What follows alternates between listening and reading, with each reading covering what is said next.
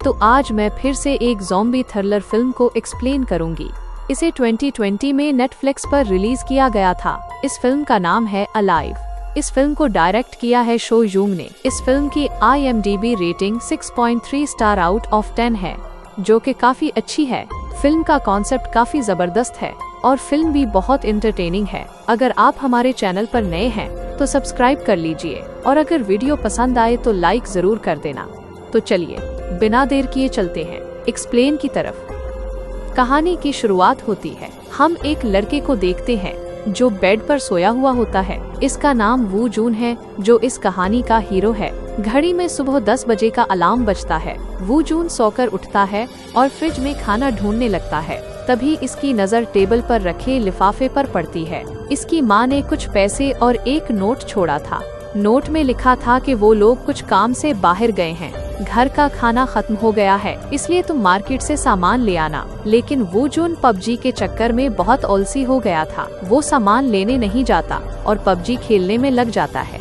उसकी YouTube पे live stream भी चल रही थी। सब कुछ नॉर्मल लग रहा था, लेकिन तभी कुछ अजीब होने लगा। अचानक उसके चैट बॉक्स में लोग बार बार एक ही बात लिखने लगे, भागो अभी निकलो। वो जून को पहले लगा ये कोई सब्सक्राइबर्स का मजाक है। उनकी बातें सुनकर वो जून को कुछ समझ नहीं आता। वो भी अपना टेलीविजन ऑन करता है। न्यूज में बता रहे होते हैं कि सोल शहर में एक वायरस फैल गया है। इसकी वजह से लोग ज़ॉम्बी बन रहे हैं। वो दूसरों को काट कर उन्हें भी इन्फेक्टेड बना रहे हैं। तभी वो जून के फोन पर गवर्नमेंट का मैसेज आता है। मैसेज में लिखा था कि ये वायरस बहुत तेजी से फैल रहा है। पूरे शहर में फौरन इमरजेंसी लॉकडाउन लग चुका है। सबको अपने घर के अंदर बंद रहने को कहा गया है। लेकिन तब तक तो पूरे शहर में तमाशा हो चुका था। वो जून जब खिड़की से बाहर देखता है तो लोग इधर उधर भाग रहे होते हैं। कुछ ज़ॉम्बी उनका पीछा करके उन्हें काटने लगे हैं। वहाँ एक माँ अपनी बेटी के पास जा रही होती है। जैसे ही माँ अपनी बेटी को गले लगाती है तो बेटी माँ को काटने लगती है।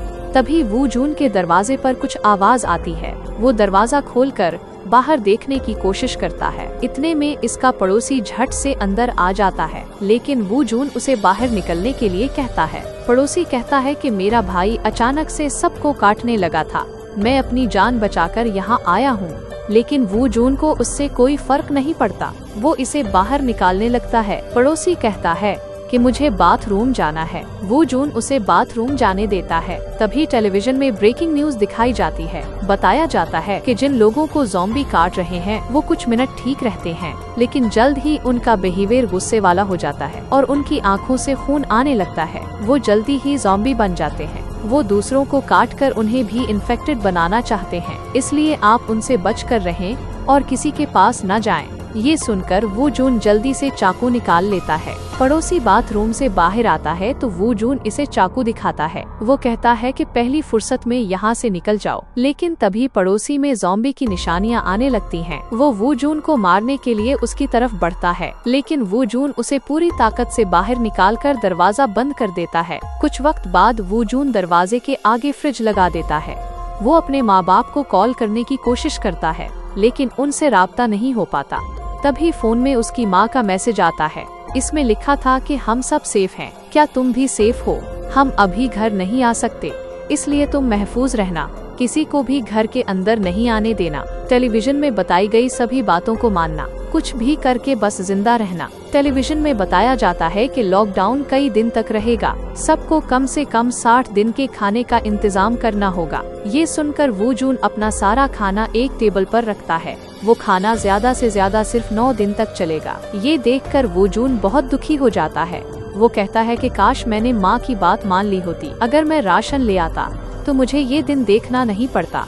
खाने की कमी देखकर वो इस रात भूखा ही सोता है। दूसरे दिन वो जून देखता है कि लोग सोशल मीडिया पर मदद मांग रहे हैं। वो भी एक कागज में अपना एड्रेस लिखकर फोटो खींचता है। वो उसे #StayAlive लिखकर इंस्टाग्राम पर पोस्ट कर देता है। कुछ देर बाद वो अपने फोन को ड्रोन के साथ बांध देता है। वो जिंदा इंसानों को ढूंढने के लिए ड्रोन उड़ाता है, लेकिन उसे बाहर कोई जिंदा इंसान नहीं दिखता। हर जगह सिर्फ ज़ॉम्बी ही दिखाई देते हैं। इतने में ड्रोन की बैटरी डाउन होने लगती है। वो वापस आकर गेम खेलने लगता है, लेकिन इंटरनेट भी चला जाता है। वो दुखी होकर सोने चला जाता है। रात को उसे कुछ आवाज सुनाई देती है। वो उठकर देखता है तो बाहर एक लेडी पुलिस के पीछे ज़ॉम्बी पड़े हैं। लेडी पुलिस उनसे बचने के लिए भाग रही है। वो ज़ॉम्बी पर गोली भी चला रही है, लेकिन गोलियां खत्म हो जाती हैं। वो पिस्तौल में गोलियां डाल ही रही होती है कि सब ज़ॉम्बी इस पर हमला कर देते हैं। इसकी पिस्तौल भी वहीं पर छूट जाती है। सब भूखे प्यासे ज़ॉम्बी इस पुलिस पर टूट पड़ते हैं। ये देखकर वू जून घबरा जाता है।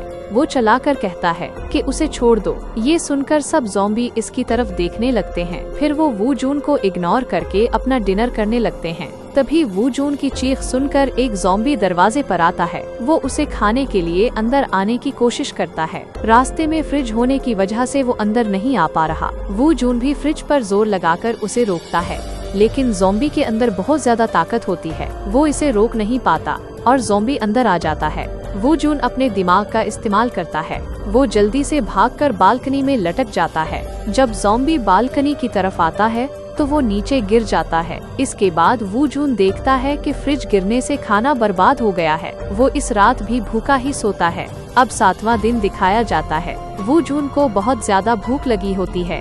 वो कुछ स्नैक्स और अपने बाप का कलेक्शन निकालता है। वो 2 पैग मारकर टेलीविजन देखने लगता है, पर उससे भी उसकी भूख खत्म नहीं होती। वो जैसे तैसे अपने पेट को दिलासा देता है। तभी टेलीविजन पर नूडल्स का ऐड चल जाता है। वो जॉन का भी मन नूडल्स खाने का हो जाता है। वो अपने आखिरी बचे हुए इमरजेंसी नूडल्स खाता है। तभी उसे पता चलता है कि पानी भी खत्म हो चुका है। नल में भी अब पानी नहीं आ रहा। अब 10वां दिन दिखाया जाता है। वू जून एक वीडियो बनाता है। वो कहता है कि मेरा खाना और पानी खत्म हो चुके हैं, लेकिन फिर भी मैं बाहर नहीं जाऊंगा। यहाँ पर कोई सिग्नल भी नहीं आ रहे। तभी उसे याद आता है कि उसकी माँ रेडियो सुनती थी। रेडियो बिना सिग्नल के चल जाता था। वो रेडियो सुनने के लिए एयरफोन ढूंढता है। इसके पास सब एयरफोन वायरलेस थे। रेडियो के लिए वायर वाले एयरफोन की जरूरत थी। वो जून के हाथ मायूसी लगती है। अब सीधा 15वां दिन दिखाया जाता है। वो नशे में झूमकर डांस कर रहा होता है। इसे वहम होता है कि उसके घर वाले वापस आ गए हैं। जल्द ही उसे एहसास होता है कि वो सपना देख रहा था। वो उदास होकर रोने लगता है। कुछ वक्त बाद फोन में थोड़े सिग्नल आते हैं। वो जून देखता है कि उसकी मोम का वॉइस मैसेज आया है। वो बालकनी से लटककर मैसेज सुनने की कोशिश करता है। इसकी माँ कह रही थी कि हम तुम्हारे डैड के ऑफिस में हैं। तुम्हारी बहन भी हमारे साथ है। लेकिन तभी उसे पता चलता है कि ऑफिस में भी ज़ॉम्बी आ गए हैं। मैसेज में चीखों की आवाज सुनकर उसे सब समझ आ जाता है। ज़ॉम्बी ने उसके घर वालों को भी इन्फेक्टेड कर दिया है। वो जून रोने लगता है और सारा सामान तोड़ देता है। वो गुस्से में बाहर आता है और एक ज़ॉम्बी को मार डालता है। इसके अंदर बहुत जोश आ जाता है। वो दूसरे ज़ॉम्बी को मारने के लिए आगे बढ़ता है, लेकिन जब वो एक बड़ा ग्रुप देखता है तो डर जाता है। वो जैसे तैसे जान बचाकर कमरे में वापस आता है। कमरे में बंद हुए अब 20 दिन हो जाते हैं। वो देखता है कि आर्मी वाले धमाके कर रहे हैं। वो जून के पास अब खाने को कुछ नहीं बचा। बाहर गया तो ज़ॉम्बी मार देंगे और अंदर रहा तो भूख मार देगी। उसने एक तीसरा रास्ता निकाल लिया है। वो फांसी लगाकर मरने का फैसला करता है। वो अभी लटकने ही वाला होता है कि सामने से कोई लेजर लाइट मारता है।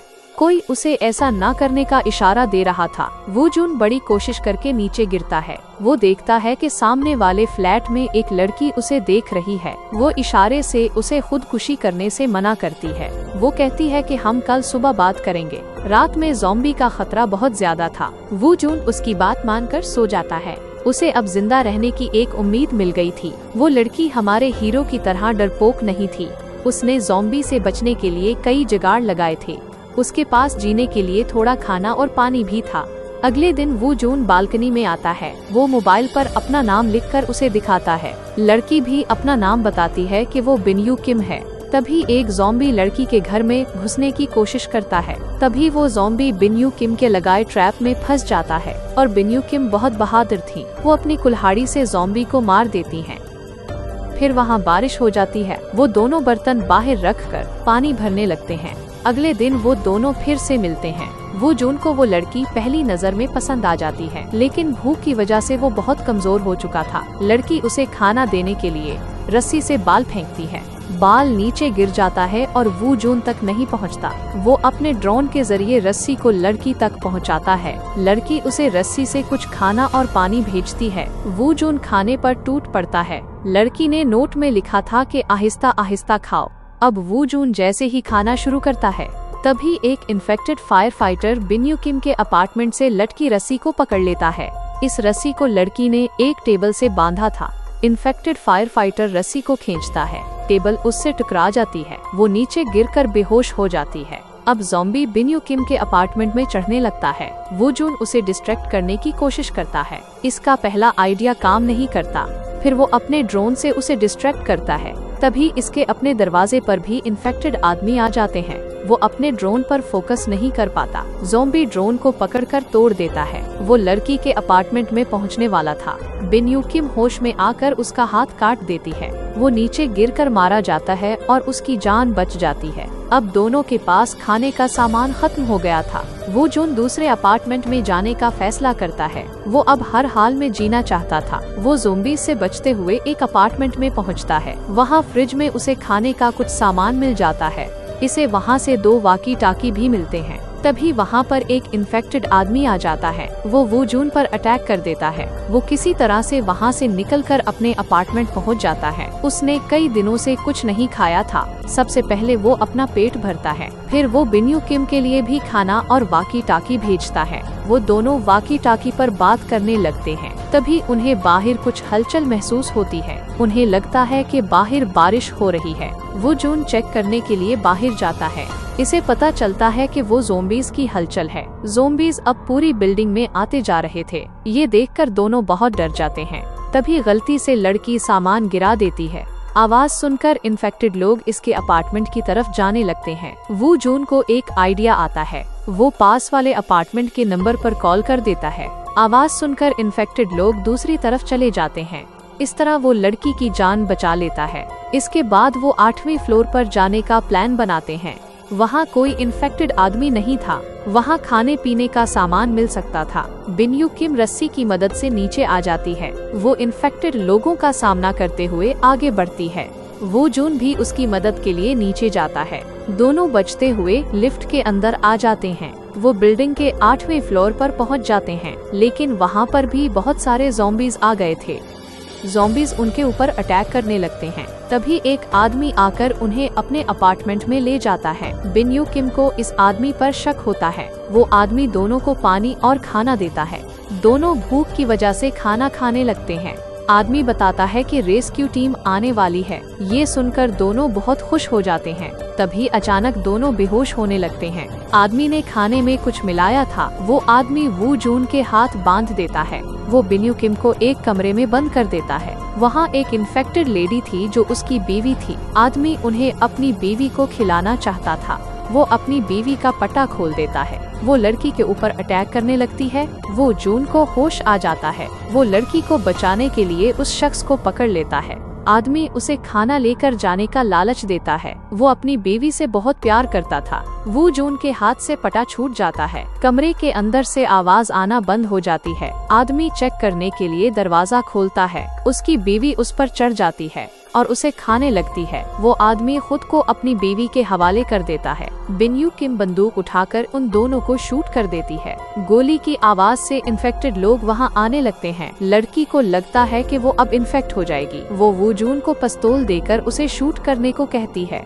वो ज़ॉम्बी बनकर जीना नहीं चाहती थी। वू जून ऐसा करने को तैयार नहीं था। दोनों की आंखों में आंसू आ जाते हैं। तभी हेलीकॉप्टर के आने की आवाज आती है। खिड़की से हेलीकॉप्टर देखकर वो खुश हो जाते हैं। उन्हें बचने की एक उम्मीद मिल जाती है। वो बिल्डिंग की छत पर जाने के लिए निकलते हैं। इनके पीछे सभी इन्फेक्टेड लोग आने लगते हैं। लड़की इनके बीच में फंस जाती है। वो जून उसे वहां से बाहर निकालता है। वो उसे छत पर जाकर सिग्नल देने को बोलता है। बिन यू किम को छत पर कोई हेलीकॉप्टर नहीं मिलता। थोड़ी देर में वो जून भी छत पर आ जाता है। वो छत का दरवाजा लॉक कर देता है। वहाँ कोई हेलीकॉप्टर ना देखकर वो परेशान हो जाता है।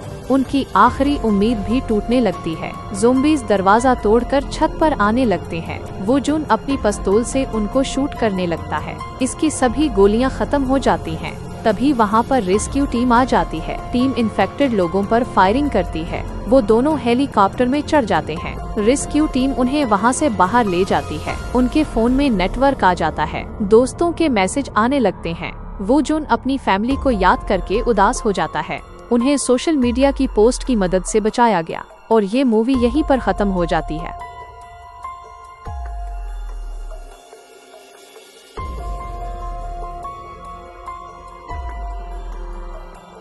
तो दोस्तों, ये थी आज की फिल्म हैश अलाइव की कहानी। उम्मीद है आपको हमारी ये मूवी एक्सप्लेनेशन पसंद आई होगी। अगर वीडियो अच्छी लगी हो तो लाइक ज़रूर कर देना और चैनल को सब्सक्राइब करना ना भूलें। अपनी राय कमेंट में ज़रूर बताएं। तो मिलते हैं नेक्स्ट वीडियो में, तब तक के लिए टेक केयर।